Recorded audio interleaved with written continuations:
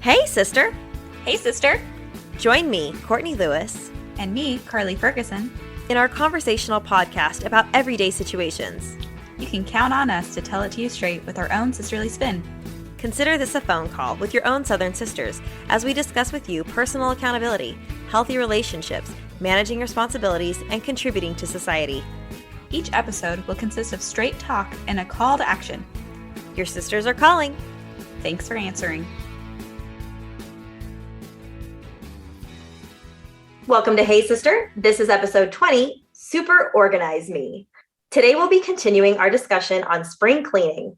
We talked about mine and Carly's preferences, purging, and where and how to donate and sell items in last week's episode. And today we're going to move on to the next step in our spring cleaning journey, organizing. I met Jen Whetten 5 years ago when we were in the same church congregation. My neighbor Brenda had raved about her organizing prowess, so when considering who'd be our expert for today's episode, she was the perfect fit. Jen has a passion for art of organizing, and it shows. She is a professional organizer and owner of Organizing with Jen, a company located in Dallas dedicated to implementing unique home organization systems for the unique individual. She offers a fresh start and a done-for-you experience for busy women. Women hire her to lighten their load, organize their home, and implement systems so they have beautiful, functional, and easy-to-maintain spaces. In addition to in-home services, she offers unpacking and packing services. She knows exactly how to get everything in its proper place. Sounds like a dream to me. Me too. She has been married to her sweetheart, John, for the past 17 years and has 3 active, mess-making boys who love to keep her on her toes. Between a family and running her business, like you, she has a lot to keep up with, and being organized keeps everyone sane and free to thrive. With that, Jen, welcome to Hey Sister. Thank you. I'm so excited to be here. Super excited to have you to super organize us. So where does a professional organizer start, and where should we start within our own homes? Like a specific room, a drawer? I love this question because I think a lot of people, when it comes to the topic of organization, they think it has to be this grand thing, that they're going to spend a weekend and they're going to organize their entire house and that life's just going to be amazing now forever, right? Instead of realizing, look, you can start small. And the biggest advice that I like to give people, and often what I'll tell my clients when they ask for where to start, is what's the room that's going to make the biggest difference to you as the mom, to you as the busy professional woman? What is going to make the biggest difference to you? And that may be different depending on your lifestyle. But more often than not, it's the pantry or it's the master closet because of several reasons, right? Because we are in the kitchen a lot. We want to know that we're not wasting food. We want to know where the food is. We want to know what food to hide from our kids. Right? We want to know where everything is and how to tell our family where to put things back. And 2, our master closet. If we have a closet full of clothes that we love to wear, getting dressed in the morning is going to feel awesome. And we're going to look and go in our closet and just feel confident and see all these possibilities of things to wear. Versus if we go into our closet and we see something from 5 years ago, oh, it has a hole, but it's fine. It'll work. It's a shirt. And then we go into our day kind of feeling like, oh, I'm not feeling the best today, not feeling super confident. Well, let's think about how we're starting our day. Our closet is often where we start our day. So again, it doesn't have to be those 2 spaces, but those 2 spaces are also often small enough that it's a good first experience. Versus if you start with a garage, you're going to become overwhelmed very quickly. And that's when you'll feel that urge to give up and that I just can never be organized. You know, what's funny is when I organize my house, I'll usually start with something small inside because I am super detail oriented. So I like to start in a drawer, but I'll say to my husband, the garage really needs to be organized. So he loves big projects. That is something that he would rather do. He hates the detail stuff. So it's nice when, it doesn't happen very often. I say this like it happens a lot. Literally, this has happened once in the last 5 years. But it was so nice to me when he took over the garage and I was like, oh, thank you. Because I don't want to have to reorganize the storage totes in the garage or have to figure out what a better way is to hang the rakes. It was so nice to have somebody else handle that because that is way overwhelming for me, but it needed to be done. And that's his forte and not so much mine. I feel like I could be successful in my domain and he would so prefer to do the garage. So I love that advice. I was going to say, I love that. I think too of like a big space to make a big impact. So my first thought, if I have a lot of things that need help in organizing, I'd almost make myself take on the biggest project, thinking that I'm going to make the biggest impact. And to what you said about these areas, it's really like the efficiency of those areas change our mindset because they're ones that we so often use. Well, often that'll give you energy for those bigger projects. Because then you're like, oh, I see the value and I see how to do it. I've practiced. Now I'm ready for a big job. And then there's no shame in starting a big job either. If you guys are ready, go do it. But again, it's figuring out what works for you. And Courtney, I love what you said about you and your husband, how you figured out your forte and you adapted to that. And that's part of what organizing is too. Recognizing where you are in your stage of life, first of all, and recognizing what your natural inclination is, whether you're detail oriented or you like the bigger projects. I don't mean to say it like I really have figured this out because we're still figuring it out. And obviously that's why we're so glad you're here today. But I like how you said a second ago that we're valuing this. Can you actually talk a little bit more about the benefits of organizing? Why should we value organizing? Good question. There's so many. It can help us feel calm. It can help us feel secure in our own homes. And the world right now, there's so much going on. There's so much negativity. There's so much ugliness. There's so much pressure. It almost seems like for women, for kids, for families, for everyone, right? And so here we are in our homes. We're doing the best we can, but we're getting all of this stuff in from all sides. And so we want to feel peaceful in our homes. But if there's boxes stacked to the ceiling in my bedroom, I'm not going to feel super calm. And I'm not going to feel secure. I'm not going to feel peaceful. And if mom doesn't feel peaceful, the house is not a peaceful place to be. Right. And again, organizing means something different to everyone. It's not about having the perfect home. It's about having the perfect home for you. And only you can decide what that means. But being organized will help you get there. Another benefit is if your kids know where things are, then they know where to put things back. That's the goal, right? For kids to actually put things back where they belong so they can find them next time. Yeah, I love that goal. That's the dream. However, if you've not established where things go, how are our kids supposed to know where to put them back? Yeah. In that sense, we're doing a disservice to them because we've got to teach them and train them where things belong.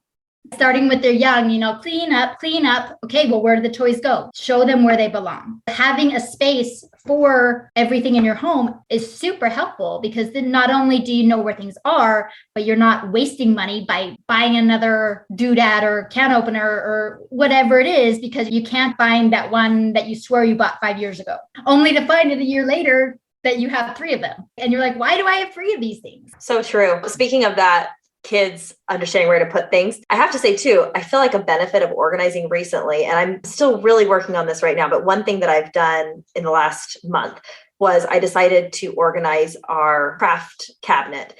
Previously, I had crafts that were stored in 3 different places. So it was like coloring books were over here, an excessive amount of markers and crayons were over here.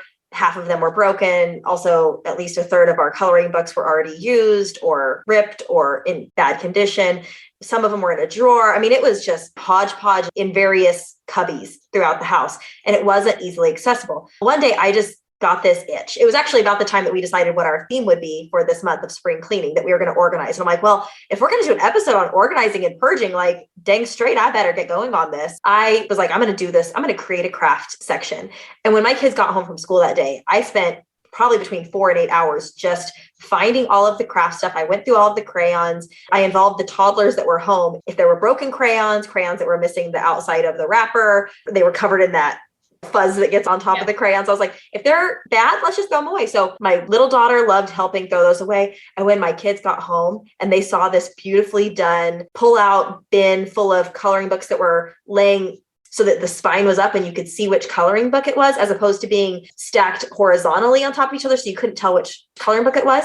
Now it's easily accessible. They can pull that bin out. They can see all the crayons and colored pencils. And I got rid of the duplicates and it's suddenly a functional area. And my son, who's 7, when he saw it, he was like, oh, that's nice. And they pulled it out. And for 3 days in a row, they would pull it out, they would color, and then they'd put it away. And I was like, you're kidding me. It suddenly worked like magic. This is amazing. And then just yesterday, it was so cute. My son said to me randomly, literally, he's just walking through the house, not even coloring, not doing anything. He just said, hey, Mom, I really love how you organize the crayons. And I was laughing. Yeah. I just want to say, I think Cruz was also born that way, where his natural way is to have things in order. He would line up his cars all nicely and things. Like for me, I am training my kids. It is going to be a long time.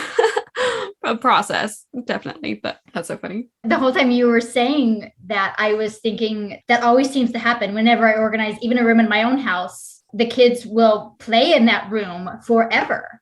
It's like a whole new room or a whole new space. Mm-hmm. And then all of a sudden they're not bored or fighting anymore for a little while. That's awesome. So Jen, what are some lessons, tips, tricks, personal philosophies you've learned to assist us in organizing? My favorite tip, and I use this even as a professional organizer. I actually didn't invent it. It's from an organizer who's been around a really long time. Her name is Julie Morgenstern. She has several organizing books, but one of her books, I believe, is called Organizing from the Inside Out. And in that book, she mentions a method. It's called the SPACE method.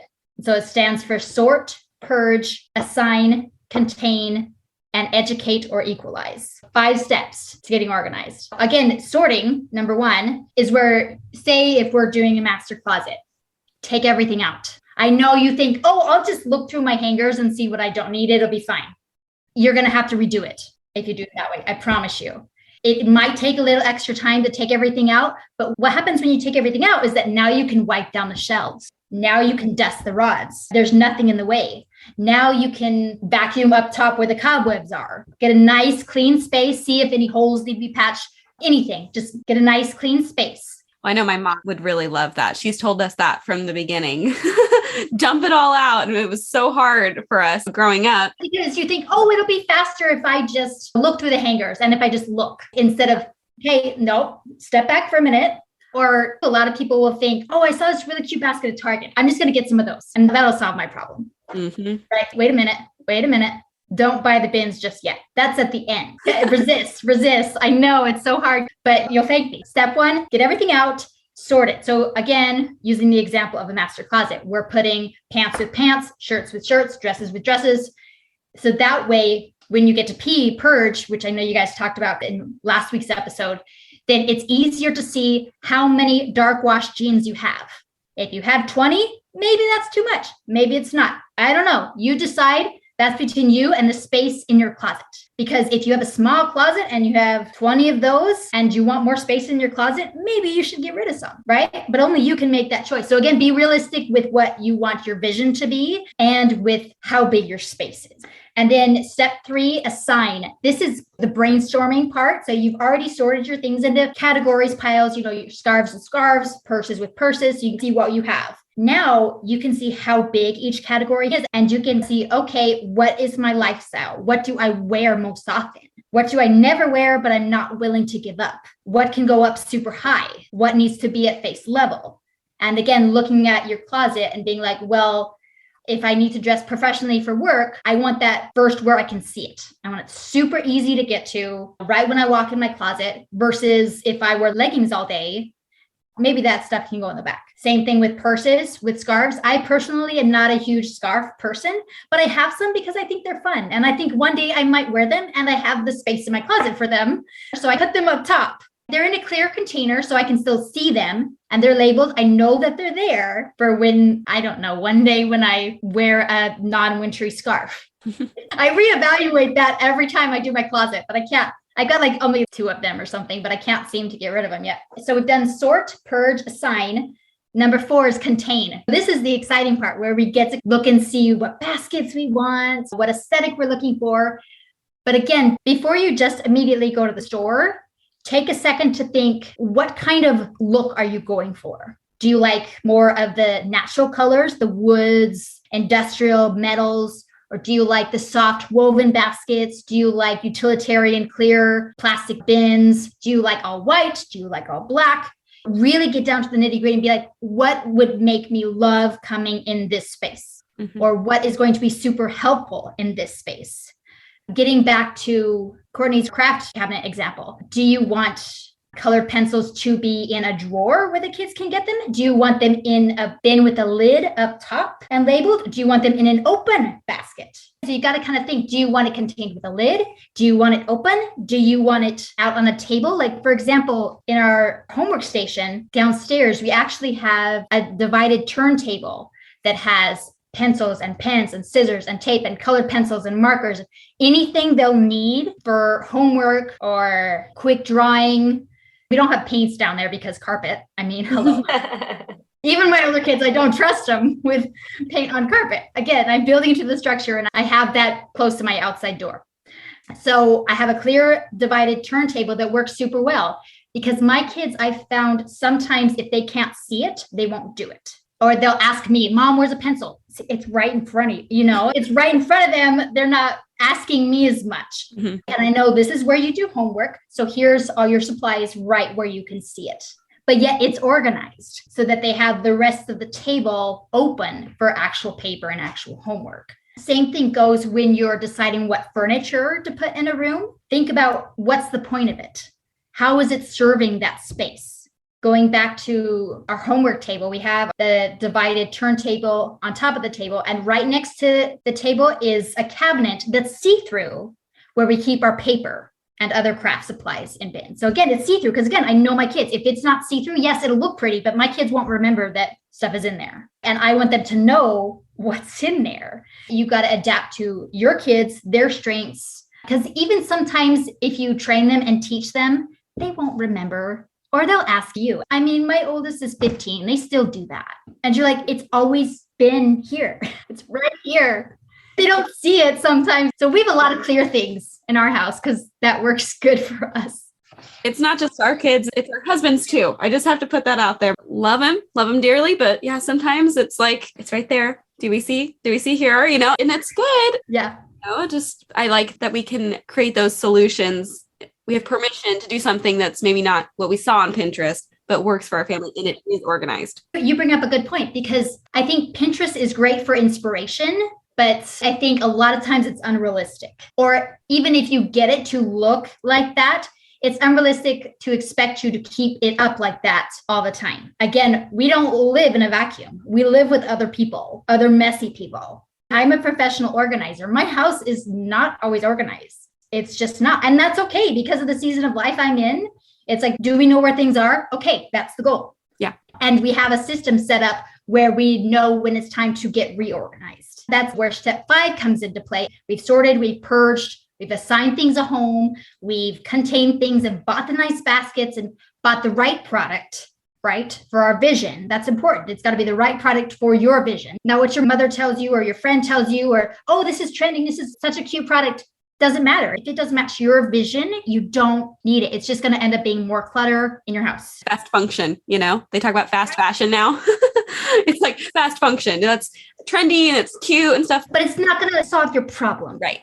Right. And the whole thing we want to get to, and another benefit of organizing is that we want to solve the problem. I always say there's almost no better feeling, at least in my book, than getting the perfect product for a space. I get so excited when I find the perfect product for a client because I'm like, this is great. And I rave for days about it. My husband thinks I'm nuts, but it's just such a great feeling because you're giving them the function they need and the aesthetic that they want. And again, where that beauty and function meet is that sweet spot.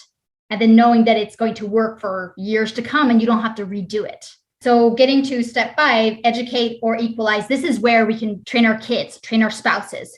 This is where this goes. This is where this lives. Now show me. Show me what I just said. Actually show me. Oh, I heard you. No, show me. Yeah. Because sometimes they need to do the physicality of doing it. Educating them on where things go and also figuring out a system for when you are going to adjust it. Because even after you do your master closet, it looks fabulous. You might have to redo it in 3 months. That's normal. However, when you redo it in 3 months, you don't have to do the entire thing because you've already done that. This is the part where you can just look through and see, okay, I'm going to look through and just evaluate. Do I still want this thing that I was on the fence about? I think I'm ready to toss it. Okay, good. Get that out. I've decided I actually really like this. And so I'm going to put this in a place of prominence now. So just kind of adjusting and tweaking. This is called the maintenance step because again, our houses are like another family member, right? So it needs attention. You can't just do it once and forget about it the rest of your life. It's going to need attention and that's normal.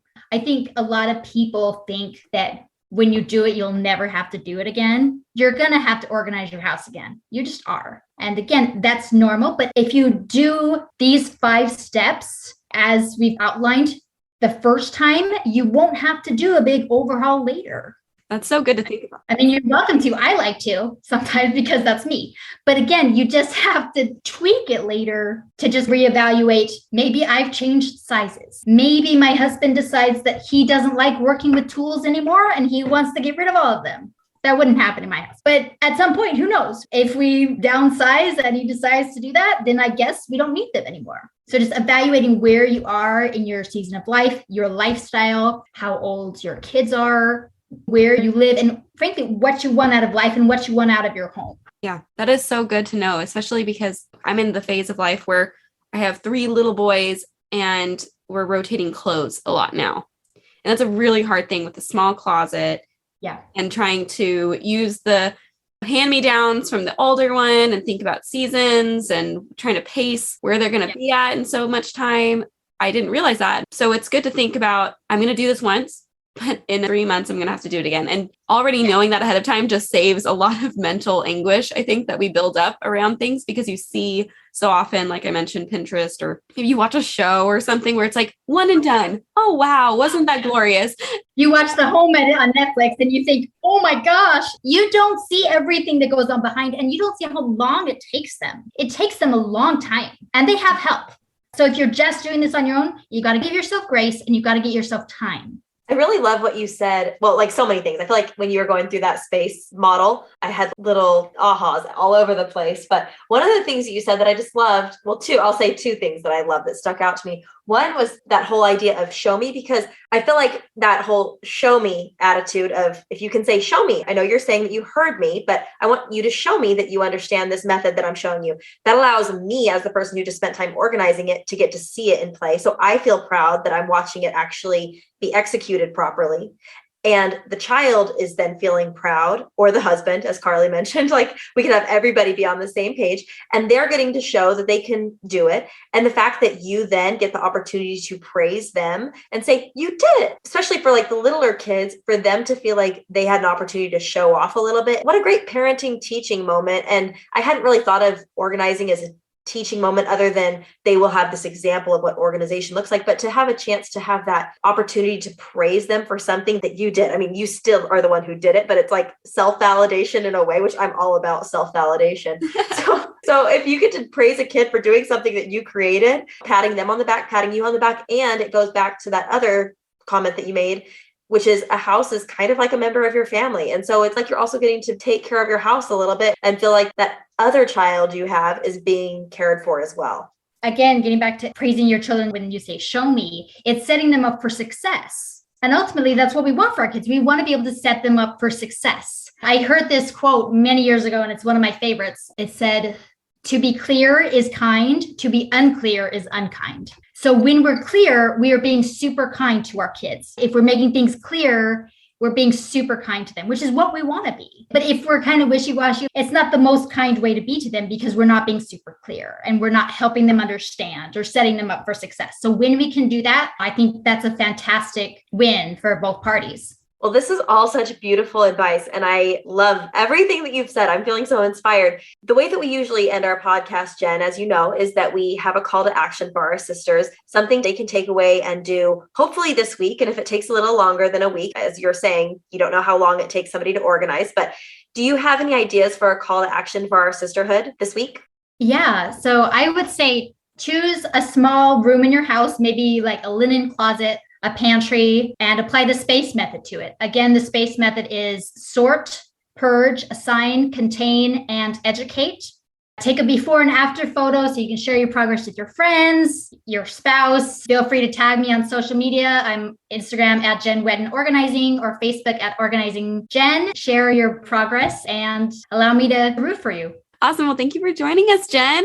For all listening, again, we're all going to organize one of those small spaces, a linen closet, a pantry, and we can post our success stories. You can tag Jen at Jen Whetten Organizing on Instagram, and also share it with us at Hey Sister. We'd love to cheer you on. This is really an important thing for all of us to do in our lives, to bring that clarity, and so we can keep everyone sane and free to thrive.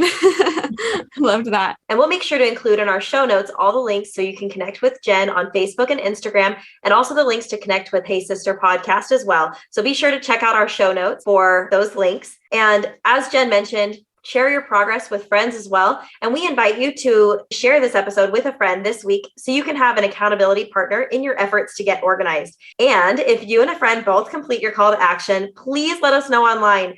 We know Jen would love to hear, and so would Carly and I. So if you tag at Hey Sister Podcast with your progress this month, Carly and I will give you a special shout out in one of our Sunday social media call outs. We love to highlight your progress. Jen, thank you so much again for joining us today. And sisters, thanks as always for answering our call this week. We'll talk to y'all next week. Bye-bye. Bye. Bye.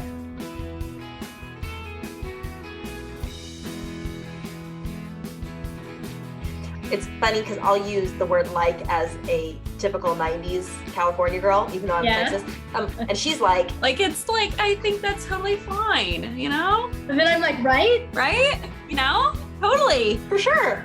I just got a manicure. I was thinking that in my head when you said that. Like, totally, for sure. I just got a manicure. Oh my gosh. The sun, I swear, is bleaching out my gorgeous hair. Yep. Thank you. Thank you so much for knowing that. That's a throwback. Oh my gosh.